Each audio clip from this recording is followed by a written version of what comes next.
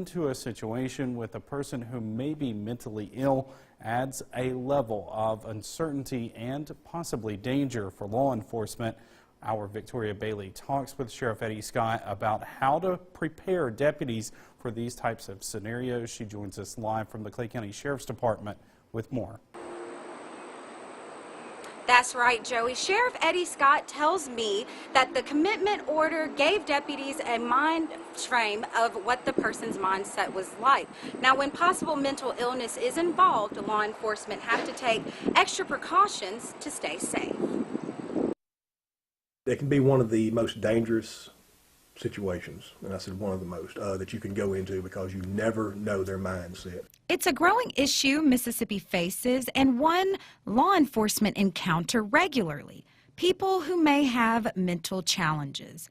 Lowndes County Chief Deputy Mark Miley says it makes getting the job done just a little harder. I've been assaulted. I've been put in the hospital. I've taken stitches in my head from being hit by them. We've had officers that have been, we had 2 officers shot a few years ago. We had another officer shot back about 10 years ago. We've had a shootout back about 6 years ago. It happened Thursday night for deputies with the Clay County Sheriff's Department.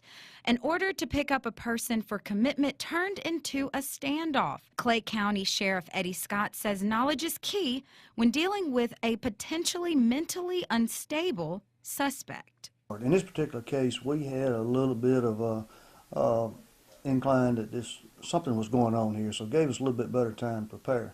Molly says the approach deputies would use under normal circumstances is completely different when dealing with a person who may be unstable. A tone of voice can change their attitude. They may get set off by seeing too many officers.